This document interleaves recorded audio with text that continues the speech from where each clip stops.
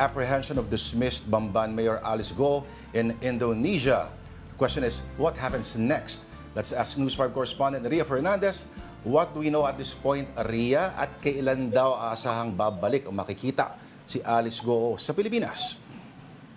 Hi, Lord. Ito katatapos lang ng ating interview sa spokesperson ng Bureau of Immigration na si Ms. Dana Sandoval. At ang kanyang sinasabi ay very, very soon yung pagbalik ng dating alkalde ng Bamban Tarlac si Alice Go mula sa Indonesia dito sa Pilipinas. Meron siyang paliwanag dyan, no? Kasi syempre yung experience natin o yung nasaksihan natin doon sa umano'y kapatid niya na si Sheila Go at kay Cassandra Ong nang sila ay ma-intercept ng Indonesian authorities, ay kinahapunan ay nandito na sa Pilipinas. Pero ang paliwanag ng Bureau of Immigration natin dito sa Pilipinas, ibang grupo kasi yung humuli kay Alice Go. At this time, mga pulis daw ang nagmanman at humuli kay Alice Go. Kaya kailangan dumaan daw sa sariling booking procedure ng pulisya ng Indonesia si Alice Go bago siya ma-turn over sa Indonesian immigration at maibalik dito sa Pilipinas. Lord? Ria, have we confirmed kung ano yung passport na ginamit ni Alice Go? Wala pang malinaw na sagot dyan. No? Pero kung maaalala ninyo sa kaso nila Sheila Go at Cathy Ong, ang ginamit nila doon, Philippine passport. So, we assume at this point na Philippine passport din yung kanyang ginagawa or ginamit.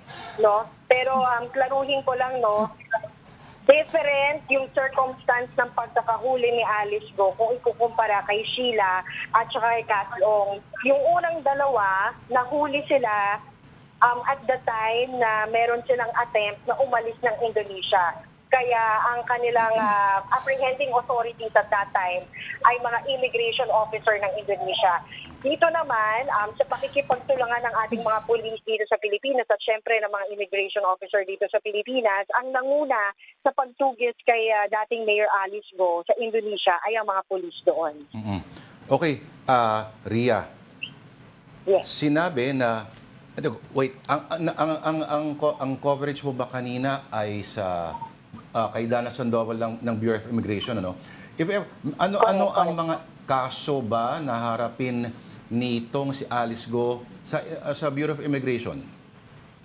Well, definitely deportation case, no? Ito ay dahil sa kanyang misrepresentation at undesirability. So tingin din niya BI spokesperson na Dana Sandoval, ito na rin yung naging basehan kung bakit hinuli siya ng mga otoridad ng Indonesia. No? Pero paglilinaw niya at pagtitiyak niya, if ever na magkaroon na ng klarong desisyon ang Korte ng Pilipinas pabor doon sa deportation case ng Bureau of Immigration laban kay Alice Go, hindi raw nila agad-agad i-deport itong dating alkalde. Dahil kailangan daw na harapin niya muna ang iba't ibang mga local cases na isinampa laban sa kanya.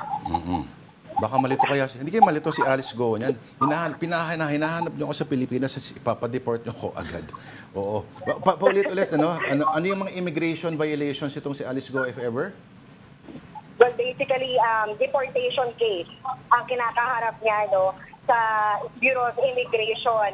Specifically dahil daw yan sa kanyang misrepresentation, yun yung meron siyang existing Chinese passport, pero meron din siyang Philippine passport because based on her birth certificate umano ay siya ay Pilipino. But of course, that was proven na hindi dahil meron nga siyang Chinese passport. And at the same time, undesirability dahil yung kanyang sitwasyon at storya ay nag-cause na ng matinding gulo daw dito sa Pilipinas.